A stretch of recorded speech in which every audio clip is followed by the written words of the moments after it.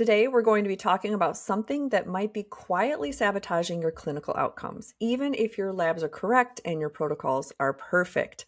A few weeks ago, I invited my sister, who's a doctor in psychology, to come into my Catalyst Studio mentorship and educate our Catalysts all about building a trauma-informed functional medicine practice.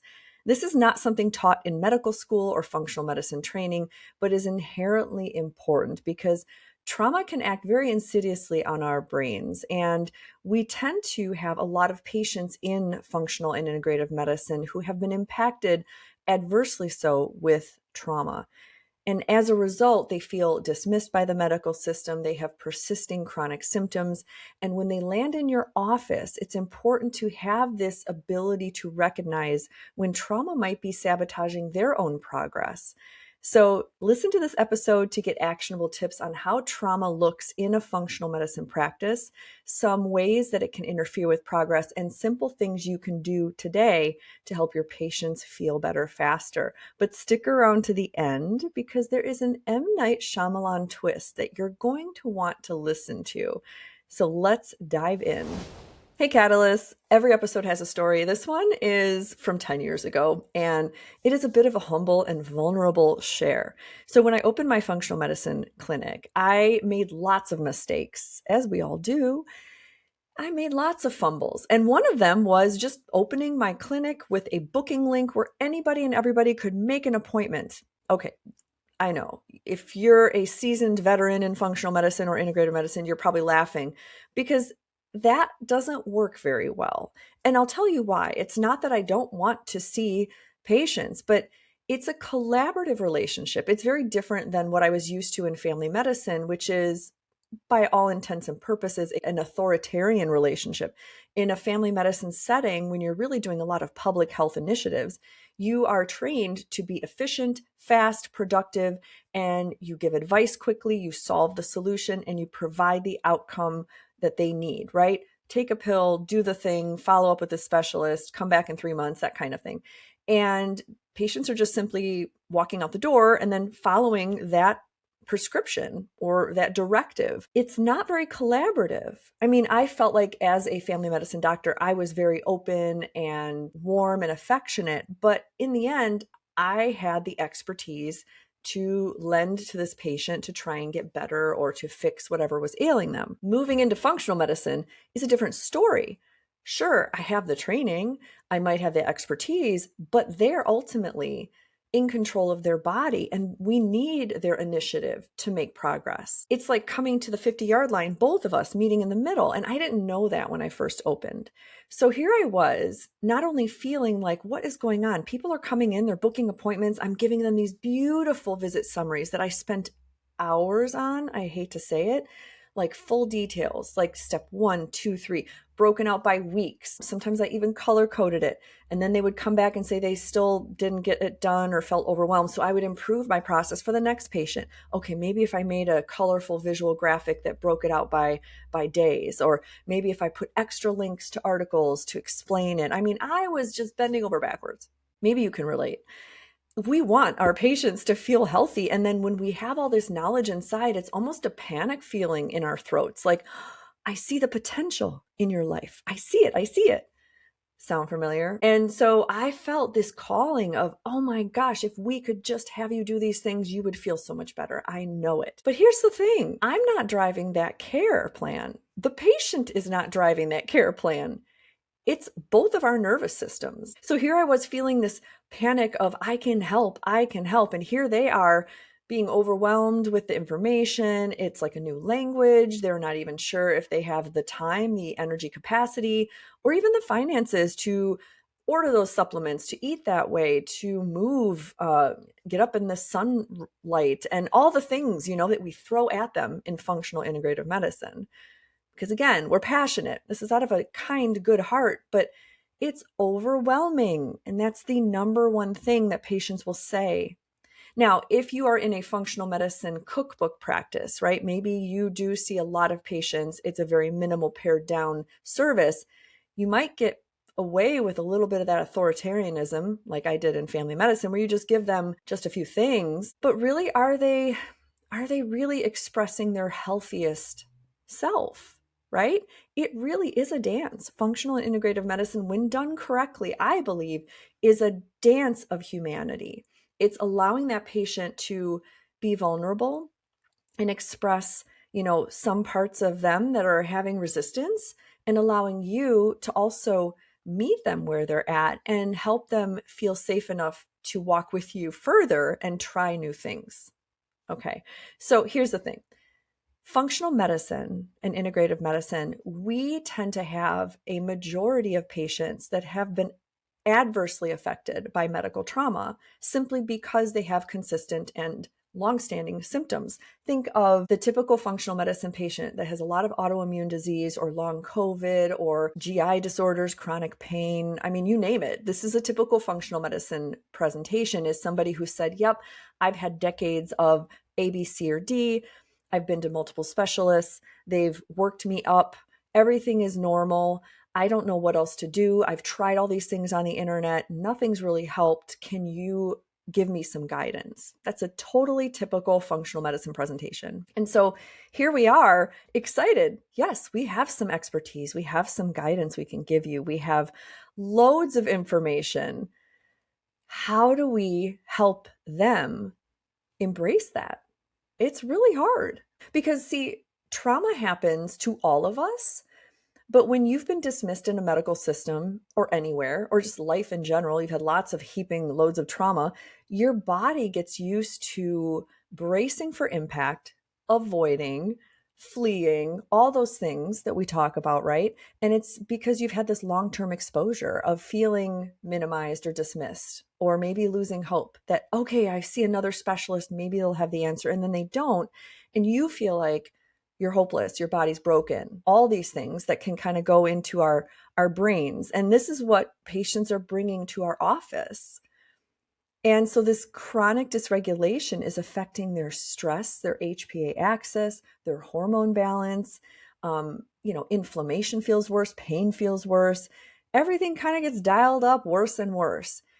And so then they come to our office and we're the next step in their holy grail, right? Like, are you going to help me? And that's a lot of pressure for us and for them to get it right, to follow the protocol. And there's so much perfectionism in functional medicine. And that's, again, something that can sabotage. So when you see patients coming in, just even knowing that, okay, I need to be a little more trauma informed on this. And that's what this episode is about. You will have more information to be able to kind of take a breath, take a step back, give yourself some grace, give them some grace, and allow that openness of change and that safety that both of us need to feel in this collaborative dance of humanity towards health and towards longevity and wellness, which can be different in everybody. That's the other thing. This functional medicine word is now widespread. 10 years ago, my little tiny town had never heard of functional medicine. Now everybody knows about functional medicine. It's in social media, it's in the news. And that's good and bad because now the expectations of wellness are this perfectionistic, like, are you getting up and having a 3-hour routine? Are you doing your cold plunging? Are you feeling absolutely amazing and spectacular every day? Well, then you're not healthy. You have to be so well. That's not true. Some people's ceiling of wellness only goes so high because they have genetic limitations. They've got chronic issues that aren't fixable. So how can we help our patients love their body and optimize what they have without feeling heartbroken and hopeless and like they want to give up? Let's dig into trauma. Now, a few disclaimers. I am not a trauma therapist. I am not a trauma neurobiologist. I'm not an expert. I do know a lot about trauma because it's been sort of a side passion of mine as I have become an expert in burnout, which is a form of trauma. And as I've keynoted and led workshops and retreats on dipping into our own creative toolkit to help process burnout, which is a form of trauma, I would say that I have more knowledge than average. I also want to have the disclaimer that nobody owns all the information about trauma. There is a lot of interesting perspectives on trauma and how it affects our mind, our body, and our soul. Recently, polyvagal theory has come into the news as being debunked, which I think is sad because I would like to say that you can't ever science or prove the human soul and the mind. As much as we'd like to try, we can't ever prove it. So to cancel somebody's decades of research and say it's been debunked, I think is a really sad, unfortunate thing. And I don't think it's been debunked. I think there's different lenses for which we look through ourselves. Polyvagal theory is one lens. There's also internal family systems as parts work. And again, all of these westernized models of trauma have roots in indigenous cultures, which are frequently not named. There are tribes and countries and civilizations that have been doing similar things to deal with their own trauma, having rituals of grief expression where you embody a spirit of somebody that has passed, or you grieve or you celebrate, all these different ways that other peoples have been doing this kind of work for centuries. And the Western world is trying to prove their model. And it becomes just sort of an ego battle. So I just wanted to say that at the beginning, that this is not to be a full-on trauma 101 talk. It's more of how I view trauma in a functional medicine practice and how you should entertain the thought of opening up some of these practices so that you can invite more trauma-informed care, and that will help your patients get better faster. So, you know, when we say trauma, we often think of big things, big life altering things, but that's not what we're talking about here. We're talking about little traumas, right? Maybe some emotional neglect in childhood, maybe, not having access to the ability to take care of yourself, whether emotionally, physically, mentally, nutritionally. All these things can be little traumas, even trauma of growing up on earth as a human being. I mean, puberty can be traumatic. Childhood is traumatic. Childbirth, having children, getting married, getting divorced, losing a loved one, all of these things are trauma, and they just sort of accumulate, which is very in alignment with the way functional medicine views a body, that we are a total body bucket burden of toxins, right? As we move through this earth, we're accumulating toxins. We're also just accumulating trauma. It's just part of being human. So when we can dispel that, not as a judgment that, oh, you have trauma and you can't deal with it, we all have it. We all have it, and it's stored in a very specific part of the brain. Simply put, when the part of your brain is activated, which is the amygdala, right? It's sensing that threat, right? It's like the air traffic control looking, where can you land? Oh, it's not safe. I can't land here. I need to scan over here, right? Then the hippocampus is struggling because it's the one that's filing memory and storing events in your mind. So as your amygdala is chronically activated, your hippocampus has trouble remembering things. Remember the story of the patient at the top of the hour that was overwhelmed with all of my directives? Well, of course, right? Their hippocampus is struggling. They've been traumatized over and over, so they're having a hard time with this contextualization. And then that feeds to that prefrontal cortex. You can't think your way through trauma. You can't process and have an executive function path when your whole system is kind of glitchy, right? It's really like just everything is not firing on all cylinders. So you can't talk yourself into or out of a response that way. It's a very somatic body felt process. And that's why people have a hard time putting words to it. And when they come into your office, they may feel embarrassed, or they may feel like they were a bad student, or that this means they didn't try hard enough. And they don't even know how to express what they're feeling because their body is just so immersed in this response. So what do? You probably did what I did. I just explained harder. I would add another handout. I would add more supplements. I would just try to fix, because that's part of what we do in functional medicine. We're here to guide, but we need to take a step back, because more education, more knowledge is not going to help somebody who is stuck in this kind of trauma loop. And so the next question is, how do I recognize when people are feeling this? And how can I know? I can't read their mind. And if they can't even put words to what's happening, well, then we're all kind of up a creek. Well, not really, because there's ways you can subtly plant breadcrumbs and change your practice in minor shifts that can help invite some of this disclosure on both your parts, so that you can adjust the way that you are helping this patient and it feels more safe and more open for both of you to continue down that wellness journey. So let's go through how to recognize what a traumatized patient might look like in your clinic, because they're not going to come in and check the box, I have trauma. I mean, I do ask it in my intake. I don't ask it like, do you have trauma? But I go through some of those ACE questionnaires, like the adverse childhood experiences. Like I might say, how was your childhood growing up? Can you describe it in a few words? And even just those few words can tell a lot. Quiet, argumentative, or silly, fun, open, or whatever it is. It gives you a little bit of a flavor. It also can help invite more questions. Have you had any significant traumatic events in your life? Motor vehicle accident, death in the family? And then if they do decide to disclose, that also gives me some ideas. But sometimes people just don't want to tell you, and that's okay. You don't have to talk about trauma to work through it. We, again, are not trauma therapists. That's something for experts. But when you're trying to kind of get a gauge of what's going on, this is helpful to know these types of presentations. So first, you might encounter fight, right? We've got fight, we've got flight, we've got freeze and fawn. So let's go over, if somebody has trauma and they're in that fighter presentation, they might appear highly skeptical. They might say, I really don't think this is going to work. And then it might trigger you to feel like, wait, I have to prove it to you. They might feel argumentative. They might challenge your recommendations. I don't think that's going to work, or I've tried that before, or why would I buy that brand of supplement? And then they get labeled as difficult or non-compliant. And that's also unfair because underneath they're being hypervigilant. They're just trying to protect themselves. This is not something to tell them, oh, I think you have trauma, because again, we are not therapists. We are not diagnosing trauma. But what we can do is we can invite transparency.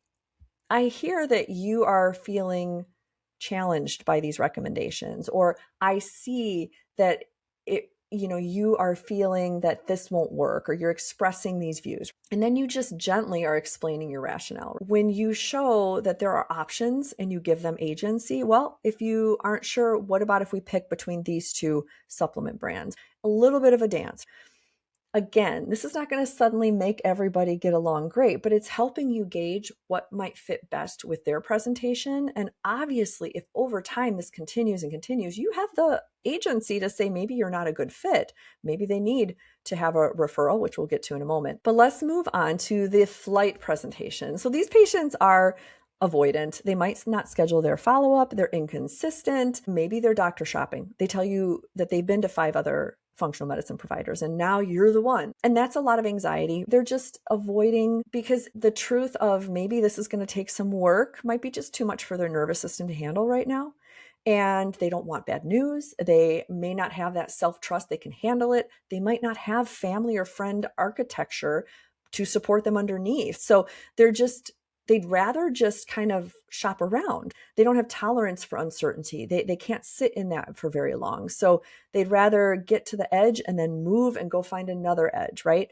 So how you help them is you're going to reduce their overwhelm. You're going to only give 1 or 2 steps. You're going to minimize explanation. You're going to pace. You're going to pause. You're going to invite slower progress, because oftentimes that might help them stick with you a little longer. If you overwhelm them with step 1 through 20, they're just going to flee again. The next patient type is freeze. And these are the people that come in and they are overwhelmed from the get-go, indecisive. They shut down. And, we call this functional freeze. Sometimes they ghost, but oftentimes they just come back and they just tell you they couldn't do any of it. And instead of shaming or saying, well, let's just try it again and send them on their way to come back again and say, yeah, it was too much for me, the trauma-informed lens would say, let's set some smaller goals and have you choose which ones would fit for you. Let's make the decisions fewer. Let's also pace. Lots of feedback opportunities. Like each visit, you might have a staff check-in a week later asking how things are going, giving them options to contact you in a safe setting outside of that visit. Like, I have open office hours. I'm available every week, every Thursday from 12 to 12:45. This allows them to be human and forget to ask you a question at their visit and then go, oh, I need to ask her a question. And instead of sending a portal message, they can show up in the group open office hours, ask a quick question, and then leave. It allows them that kind of scaffolding to come out of, this freeze, so they can thaw out a bit and get used to this consistent support that they're receiving. The fawning patient type is the ones that are excessively agreeable. They almost look like the ideal patient. Totally, I can do that. Yes, I will definitely do the elimination diet. I will keep track of all my symptoms on the food reintroduction tracker. I will go and I will totally clean out my pantry and buy all new food. And then, yep, I'm setting an alarm. I'm going to get up at 5 every day to do my little morning routine. And then I'm definitely going to stop all my caffeine. I'm also going to go to bed at 8 o'clock at night. You know the patients, they mean well, but they're very people pleasing. They're very agreeable. And this one can be dangerous because it feels good to us. We're excited. We want to work with people that are motivated, but there's an edge to motivation. Are you motivated, or are you just like wishful thinking? And agreement doesn't always equal capacity. We can agree, but do we have that capacity? So setting the bar low for everybody in your practice, saying, hey, I welcome mistakes, and I like to invite the question at the end of a visit when I start to sense that they really mean well, they're agreeable, they want to do it, but I'm like, whoa, that sounds like they want to do everything. Then I ask them, which part of this plan do you think you're going to fail at, or that you're going to forget, or that you probably will struggle with?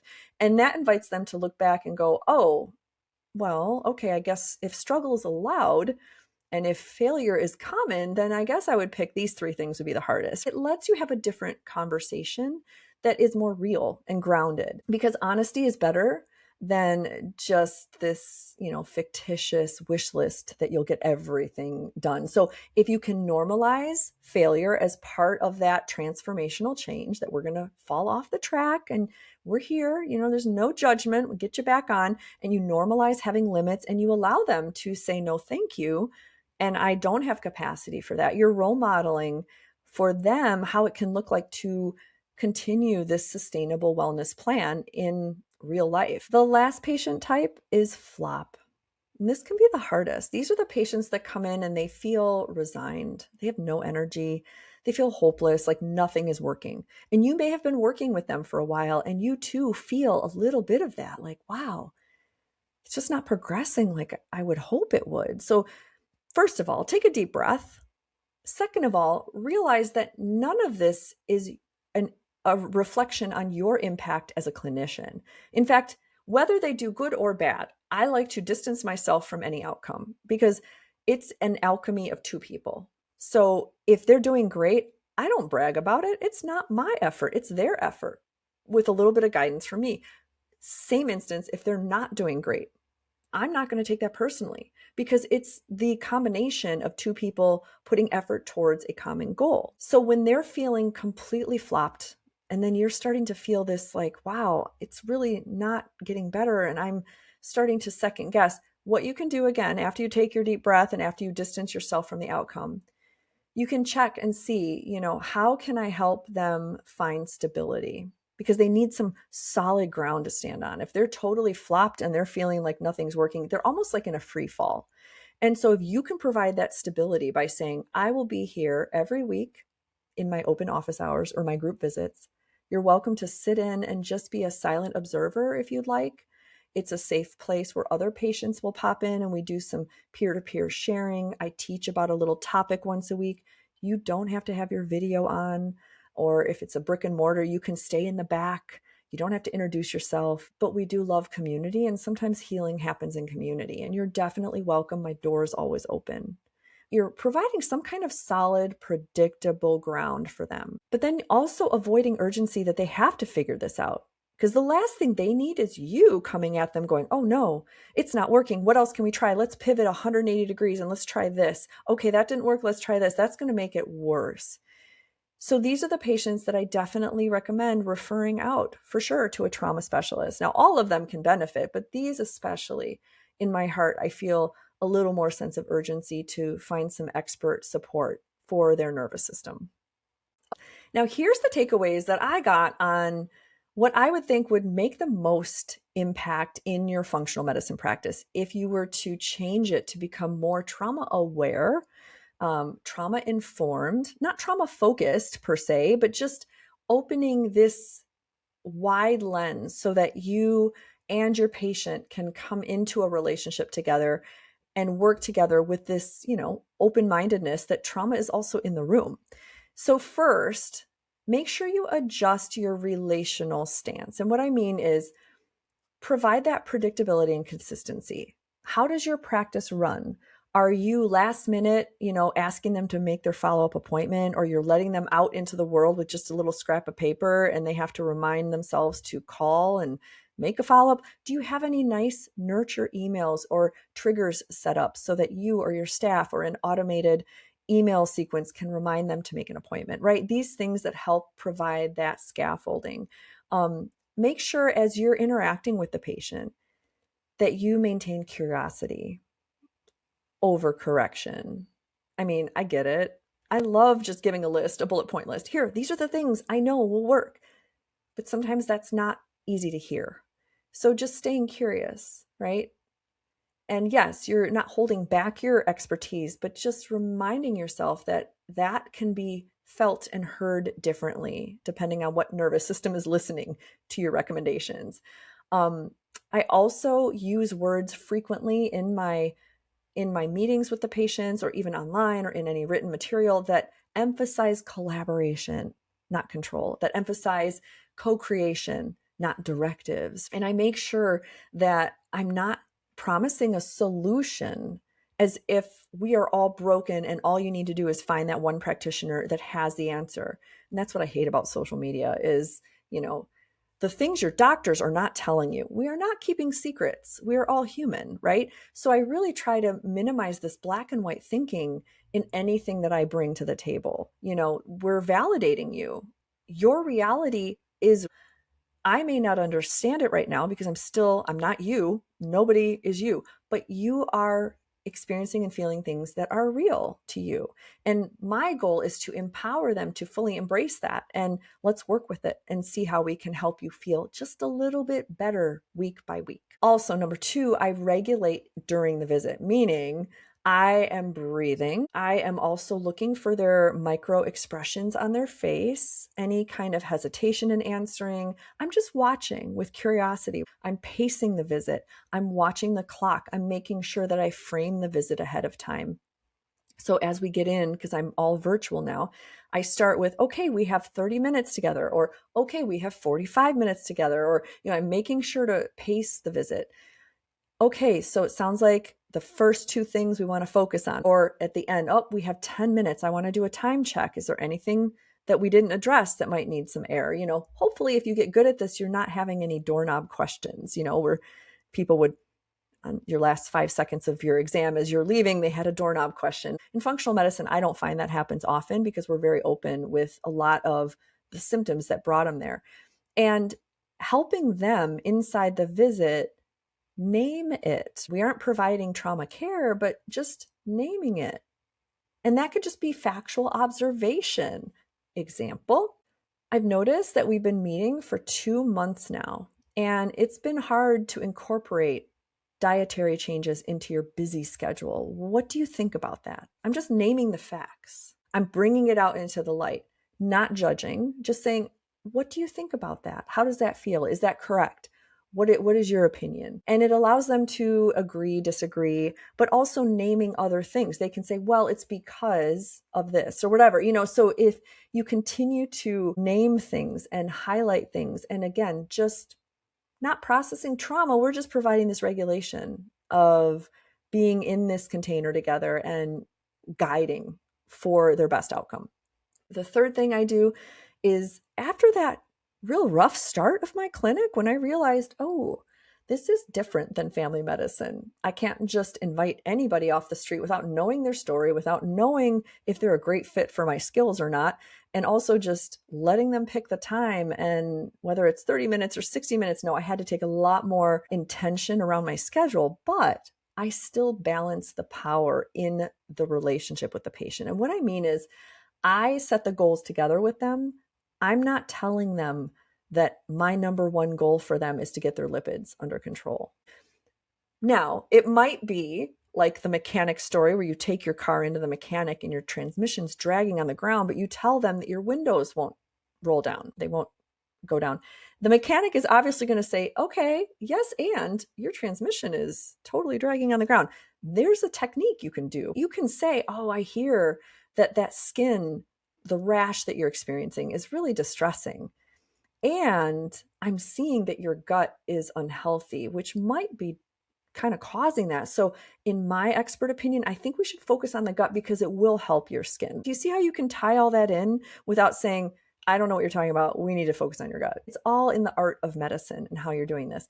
But letting the patient set the pace is really critical. This is why membership is so great, because we are not trying to fit healing into a package of 3 sessions or into 6 months or into 1 visit and then follow up whenever you need me. That does not work for functional medicine. That is antiquated. It needs to go. The only way that I see true healing happen, and it helps you as a practitioner, is a membership, because you're allowing the patient to invest as little or a lot into their healing, and they're consistent with you being consistent. And the way this works is you're letting them set the pace, and then they're getting better. And it helps you feel like a great practitioner because you're getting better outcomes. Nothing is worse than trying to sell packages and then having the patient end the package doing all the work they did and they still don't feel better. And then you feel like, what did I do wrong? And they feel like, what did they do wrong? And, and then fingers are being pointed. That's not the best way for healing. Membership is truly the only way. And when you build a membership practice that feels ethical to you and authentic to you, because there's many ways to peel this orange, it feels so good because you show up every time and you give your 100 megawatt version of your light, and the patient can witness this. And you're there as long as they need. And when they're done, they graduate and they are so grateful, and you can provide alumni opportunities. They can have a lower cost membership to hang out in your world. There's so many great ways to just feel like this is a trauma-informed way of helping them heal in a functional lens. Another thing I like to do is I change the environment. So when I had a brick and mortar office, I really dove into the 5 senses. I had beautiful essential oils going all the time. I had really attuned my decorations and colors and aesthetic to provide the values that I wanted to express: the creativity, the play, the color, textures, like comfortable couches. All these things can really be huge because it also just starts regulating your nervous system right when you walk in the door. Now that I'm virtual, it's a little harder, but it's still doable. I have a video that plays when you come into my Zoom waiting room that sets the vibe. It's a little slideshow I uploaded into Zoom. By the way, anybody can do this if you use Zoom. There's a little waiting room area in the settings, and you can upload your own video. And it's just a little automatic slideshow of pictures, a carousel, telling people to grab a beverage, get comfortable, we're getting ready to have some fun, or whatever it is. I made it a couple years ago. It's probably outdated, but it still gives the vibe. And then when you're in the session on Zoom or virtual, look into the lens. Eye contact is so important. So you can absolutely make this visit and this environment regulating of a nervous system. And lastly, referring. I refer often. If I'm sensing through all of this that we're just not making progress, I ask them. Before I assume that we're not making progress, I make sure to ask, how do you feel that this healing journey is going for you? Because sometimes I'm surprised. People will say, actually, I feel really good because these things are improving, but they didn't tell me that because we were focused on these other things. And then I'm excited. Oh, so you're improving over here? Okay. So do you want to keep going? And they say, yeah. Okay. So see, I was able to be curious. Now, if I do approach them and say, how do you feel your healing journey is going with me? And they say, I don't feel like it's really improving. I feel stuck. Then I talk about how I believe there might be some other factors at play. Maybe trauma is really kind of putting a stick in the mud of our progress. And I believe that they would be best served with a trauma-informed specialist. And would they be open-minded to try that? And they may not be, but at least it's my expert opinion that this could be a huge bonus in their healing journey. Not just a bonus, a necessary bridge. There's been many times I have lost count of patients that I have worked with diligently for months, sometimes years. on very stubborn medical conditions from mold, mycotoxin, SIBO, gut dysbiosis, trying to think of others, really tough stress HPA axis imbalances. We've done everything together. I would stay up researching. What else can I do? I would ask other colleagues. And it wasn't until they went and saw a trauma specialist and they had EMDR or they had brain spotting and they came back and they said, now I see what you mean. Because I had asked them to go, but sometimes it's just not the right time for them. But once they were open-minded and they tried it and they came back, guess what? We were able to eliminate 5 supplements, 2 medications, and they felt better. It's really, really cool and very impressive how your mind and your spirit can affect your body and your physical abilities. Okay, here is the M. Night Shyamalan twist. You've listened to this episode. Maybe you're going to start switching some of your words or some of the ways that you show up in your practice. Great. But the M. Night Shyamalan twist is the most impact you can have for your patients starts with you.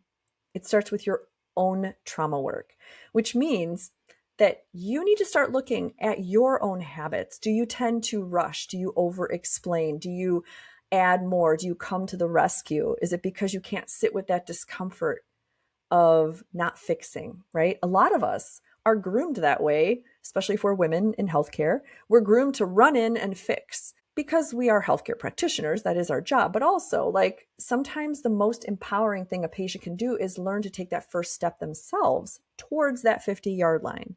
So when you do work on yourself, and there's so many things out there you can read, oh my gosh, so many books. My favorite, I guess, trauma-informed book would be 90 Seconds to a Life You Love. She's a PhD and talks about the neuroscience of emotions and how 90 seconds, they last in the neuronal synapse. And if you can learn to sit with those 90 seconds and sit with discomfort and let it pass, it's washed out and then you move on. And she gives a lot of great methods for you to play with that. But I mean, there's a lot of shadow work books. I mean, you just throw a pebble in social media and you'll see all sorts of ways you can integrate this work. But I want you to hear that for me has been the most impactful in my ability to be an effective clinician, but also an effective coach and a mentor. And that's why I believe so strongly in enveloping this kind of trauma-informed care into my mentorship. This is why the Catalyst Studio is not just a business mentorship on how to make a membership practice. It's allowing women clinicians in functional and integrative medicine to really level up their professional presence, to really work with that work-life dance that we have. There is no balance. So we dance with it and we allow them to practice boundary setting. We talk often about trauma-informed care. We bring in legal experts. We bring in financial money mindset coaches. We bring in clinical support. We have this huge, wonderful ecosystem of support because I really, truly believe that women clinicians are leading the change in medicine. Women clinicians are taking their agency back.